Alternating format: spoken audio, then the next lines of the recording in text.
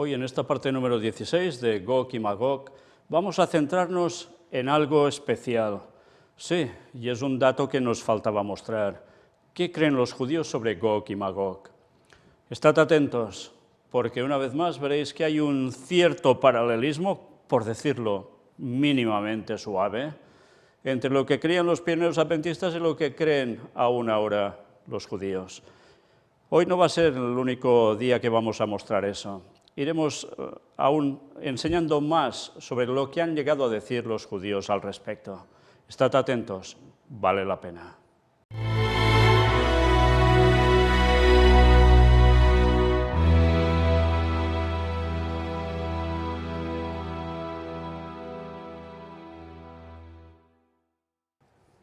Empezaremos primero de todo hablando ya directamente, sí, sobre creencia judía, sobre Gog, Magog, pero antes de nada, esto. Es el último punto de los que vamos a ver ya, de lo que hemos encontrado más destacable, por supuesto, en esos escritos de los pioneros adventistas que hablaban precisamente sobre Gog, Magog. En este punto, el número 157 de esta publicación adventista, que es, ya veis, 8-9 de octubre de 1844, página 79, párrafo 2, ¿de qué publicación? De Advent Herald y Signals of the Times Reporter. Es interesante ya el título que tenía la publicación. El Heraldo del Adviento y Signos de los Tiempos. Es interesante, porque ya lo veis en plan de reportaje todo. Esto es sumamente interesante porque nos demuestra cómo la gente pionera adventista estaba plenamente mirando sus tiempos, si la profecía se iba dando en esos momentos. Y evidentemente, ¿qué profecía? Pues debían conocer qué tipo de profecías y qué querían decir. Pues ellos, fijaos bien cómo hablan y de qué en este apartado. 9 de octubre de 1844, volumen 8, número 10, Boston, entero número 180. Joshua V. Himes era precisamente el editor de la revista. Y mirad los subtítulos: El Heraldo del Adviento y el reportero de las señales de los tiempos. Mirad, el novio llega, salid a encontrarlo. Es impresionante, ¿eh? Y ahora uno se pregunta, ¿y el pueblo adventista está tan pendiente de estas señales y las sabe reconocer como para encajarlas? Algunos dirán, bueno, pero es que ellos se equivocaron. ¿Se equivocaron? Se equivocaron para aplicar ciertas cosas en su momento. Pero ya hemos visto cómo las cosas se van repitiendo y ahora vuelven. Luego nos sigue diciendo aquí, fijaos bien, la fiesta de los tabernáculos. Esta fue instituida en conmemoración de las cabañas en las que los israelitas moraron al salir de Egipto, véase Levítico 23, 43, y se observaba el día 15 del mes 7 al final de la vendimia y recolección de frutos. Así como la cosecha del trigo es típica de la resurrección de los justos, así la cosecha debe ser típica de la destrucción de los impíos. Y leemos en Apocalipsis 14, del 18 al 20, que otro ángel metió su hoz y vengó la vid de la tierra y la echó en el gran lagar de la ira de Dios. Y nuestro Salvador pisará solo el lagar y pisoteará a los impíos con su furor. Véase Isaías 63, 3. Según el Dr. Hales, los judíos tienen la tradición de que la gran derrota de Gog y Magog se cumplirá en este mes. Qué interesante, ¿eh?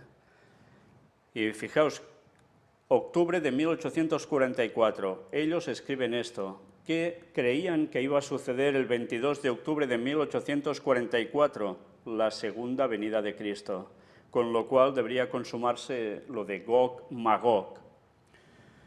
Sí, no solo lo estaban aplicando para después del milenio, lo aplicaban también precisamente para el momento de la segunda venida de Cristo. Y esto debemos tenerlo más que claro ya. Dos cumplimientos.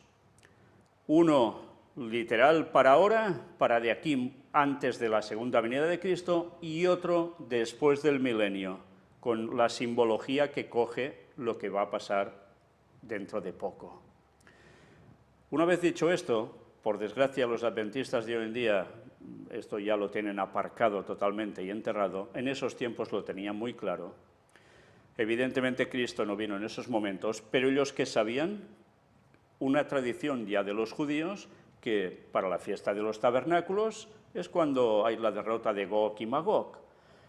¿Cuándo volverá Cristo? En la fiesta de los tabernáculos.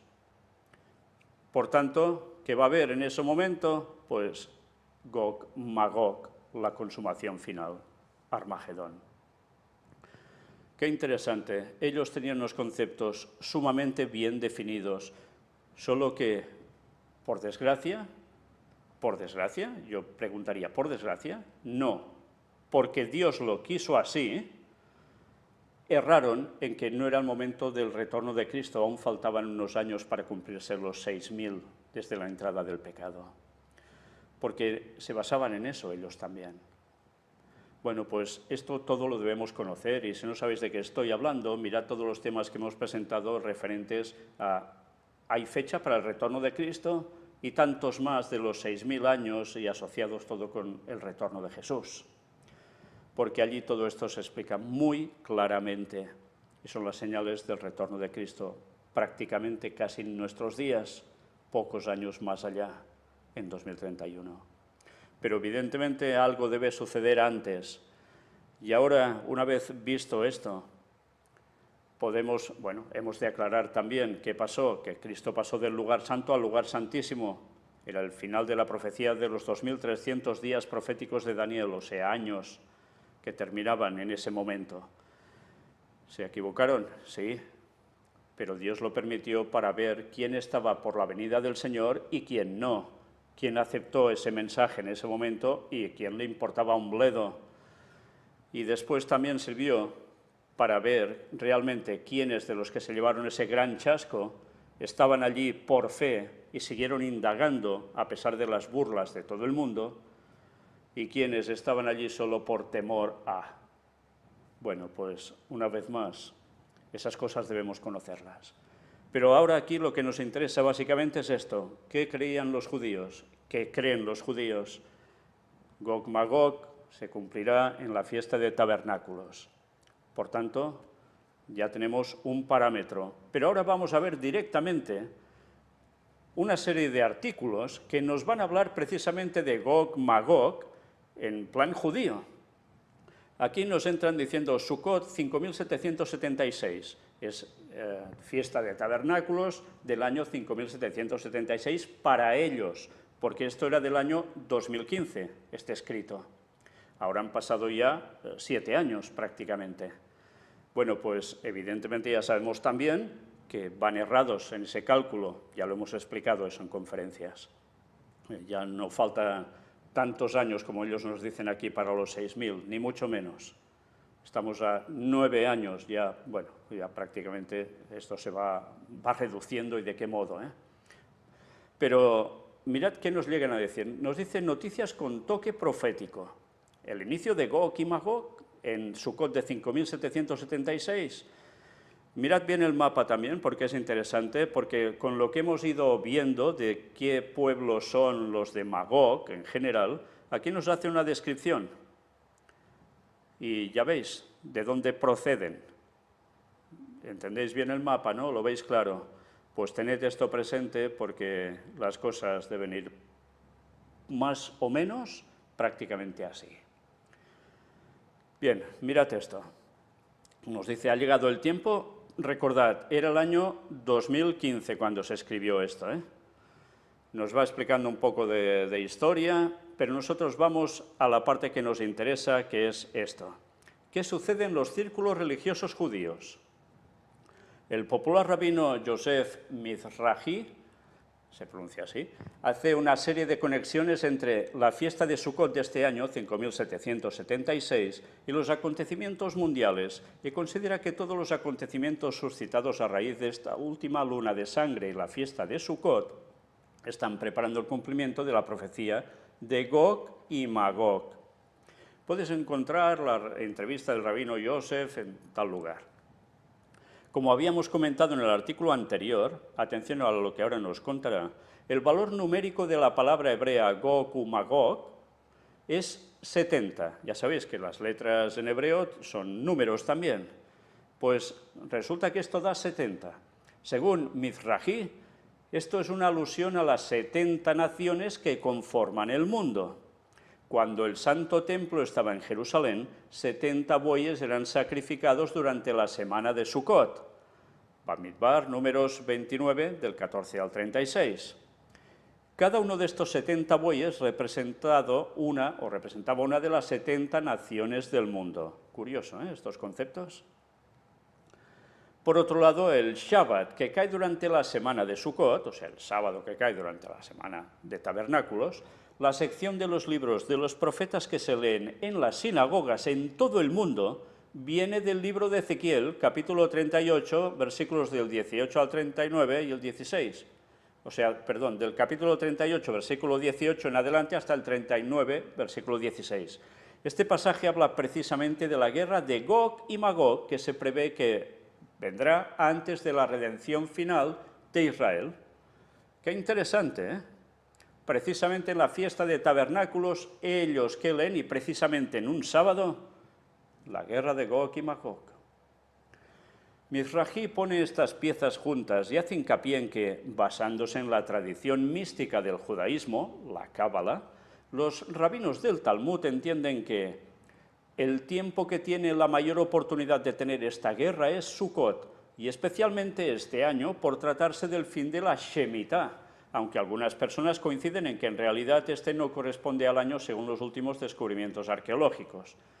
Pero ya veis, ¿por dónde iban ya en ese entonces? Hace unos 7 años prácticamente, ¿eh?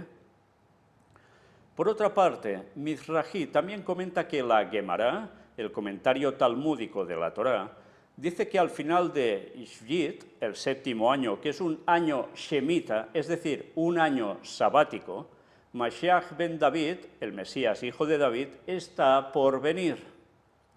Por último, está enseñando que todas las señales de que se dieron en el Talmud para reconocer los tiempos de llegada del Mesías ya se han dado. Sí, aplicaban esto ya en el año 2015. Y qué interesante, ¿eh? Año Shemita, que quiere decir año sabático, y recordar que Shem, también tiene que ver entonces con sábado. Curioso que eso siempre ha ido vinculado al pueblo de Dios. En fin, son cosas que dan que pensar, ¿eh? Bueno, nos sigue diciendo, una cosa es segura. Nunca habíamos estado en un panorama tan parecido a las circunstancias que narra la profecía de Ezequiel 38 y 39, según la cual ciertas naciones musulmanas que rodean a Israel estarán encabezadas por el líder de un país que deseará atacar a Israel con un numeroso ejército. Le acompañarán muchos pueblos. Podría suceder el próximo Sukkot, o las aparentes referencias talmúdicas avisan que el panorama se preparará durante este Sukkot. Y citan Ezequiel 38:11, y dirá, subiré contra una tierra indefensa, iré contra gentes tranquilas que habitan confiadamente, todas ellas habitan sin muros y no tienen cerrojos ni puertas. ¿Y qué nos tienen dibujado aquí? Bienvenidos en una típica suká judía. Bien, ya veis por dónde va el tema, ¿eh? Luego aquí añaden más cosas y lo voy a leer porque vamos a sacar algo interesante de esto, muy interesante, porque hay gente que no se ha dado cuenta de este detalle y esta persona aquí lo dice. ¿Cuál es el propósito de este conflicto? Una vez más, no se trata de la destrucción de Israel, sino que sucederá un milagro que hará que Jerusalén se salve y todas las naciones no solo reconozcan que Dios aún está del lado de Israel, sino que invitará al resto de las tribus perdidas a volver al Dios de Abraham, Isaac y Jacob. Esto es lo que ellos creen que va a pasar. Y citan Ezequiel 39, 22 y 23, y de aquel día en adelante sabrá la casa de Israel que yo soy y su Dios, o sea, Jehová su Dios. Y sabrán las naciones que la casa de Israel fue llevada cautiva por su pecado, por cuanto se rebelaron contra mí, y yo escondí de ellos mi rostro y los entregué en manos de sus enemigos y cayeron todos a espada. Por último, ¿qué viene después de la guerra de Gog y Magog? Basta revisar la secuencia de acontecimientos de Ezequiel 38 y 39 para descubrir el tema del que nos narra el capítulo 40 al 47. ¿Es eso lo que anuncian las tétradas? Citamos 9:11, en aquel día yo levantaré la suca caída de David y cerraré sus portillos y levantaré sus ruinas y la edificaré como en el tiempo pasado. O sea, la tienda, la casa de David. ¿A qué hace referencia esto? Al templo. Qué interesante, ¿eh? Porque es cierto. Mirad capítulos de Ezequiel 38 y 39 y mirad los capítulos que vienen después, hasta terminar prácticamente el libro de Ezequiel. ¿De qué va? Del templo judío. Por tanto, sucederá guerra Gog, Magog hacia Israel, va a pasar algo y se levantará el templo judío. Hemos de estar atentos, porque esa es la secuencia que viene en el libro de Ezequiel, que mucha gente aún no se ha dado ni cuenta. Bueno, pues una vez más hemos de seguir atentos a las señales de los tiempos, muy atentos, y no olvidar los textos bíblicos para nada. Dicho esto, ahora vamos a ver ya una serie de noticias que tiene que ver básicamente con los judíos, los rabinos, que mirad por dónde tienen que ver con lo que está pasando desde hace ya unos cuantos meses de la guerra Rusia-Ucrania. No tienen fecha, pero ya os digo, es de hace unos pocos meses para acá. Y os iremos mostrando unas cuantas para que veáis qué creencia tienen los judíos. Dicen, ¿se están cumpliendo las profecías? En Israel, rabinos comienzan a usar ropa especial para dar la bienvenida a su Mesías, mientras Rusia hace la guerra contra Ucrania. Por tanto, están esperando que debido a esta guerra va a llegar el Mesías. Esto nos debería hacer pensar en el plagio satánico de la cuestión. Sí, en la venida del falso Mesías, antes de que venga de verdad Jesús, porque engañará al mundo entero. Ya sabéis dónde se aposentará y con quién. Sí, ¿no? Bueno, pues veamos qué nos dicen aquí. Putin acaba de desencadenar la guerra de Gog y Magog. Rusia ha declarado oficialmente la guerra contra Ucrania. Funcionarios de seguridad rusos anunciaron que han atacado con éxito los sistemas de defensa aérea de Ucrania, neutralizando la infraestructura de las bases de la Fuerza Aérea de Ucrania, mientras se puede ver humo saliendo de un aeropuerto militar ucraniano en Chuguev. Eran noticias, ya lo veis, de hace unos pocos meses. Ucrania también informó que las fuerzas enemigas rusas han tomado el control de 2 aldeas en el este del país, ya que los subterráneos se han convertido en refugios antiaéreos. Y aunque el miedo a la guerra ha hecho que muchas personas luchen por ponerse a salvo, un rabino se está preparando para la llegada inminente del Mesías, informa Matzaf. El rabino Eliaber Weichsfogel, director de la Yeshiva, seminario Gedolah Zikron Moshe de Sud Falsburg, en Nueva York, se puso ropa formal que solo se usaba en ropa de Shabbat, de sábado. La semana pasada, cuando escuchó la noticia del movimiento de buques de guerra rusos a través del río Dardanelos. La respuesta del rabino se basa en el Zohar, cuyas enseñanzas cabalísticas revelan que cuando los rusos crucen el río Dardanelos, se desencadenará el inicio de una serie de eventos antes de la llegada del Mesías. La importancia de usar ropa de Shabbat para dar la bienvenida al Mesías fue proclamada inicialmente por el rabino icónico de Vilna Gaón, quien dijo que el pueblo judío necesita usar ropa de Shabbat cuando el Mesías está a punto de llegar. Y qué interesante, porque ya sabéis, el Señor volverá en sábado, ya lo mostramos. Y ahora nos dicen, profecía del siglo XVIII, Rusia navegando por Galípoli. Luego, el Sanedrín citó una enseñanza del rabino Elijah ben Solomón Zalman, un sabio rabínico del siglo XVIII, conocido como Vilna Gaón, quien destacó la agresión rusa como un precursor del Mesías. Después de ser considerado un secreto muy bien guardado durante más de 200 años, el rabino Moshe Sternberg, bisnieto de Vilna Gaón, compartió públicamente la profecía completa por primera vez durante la festividad de Purim en 2014. El texto de Vilna, la profecía de Gaón, fue reportada por el rabino Lazer Brody, un rabino hasídico nacido en Estados Unidos de Ashdod. Cuando escuchen que los rusos han capturado la ciudad de Crimea, deben saber que los tiempos del Mesías han comenzado, que sus pasos están siendo escuchados, dijo Vilna Gaón a sus seguidores poco antes de su muerte en 1797.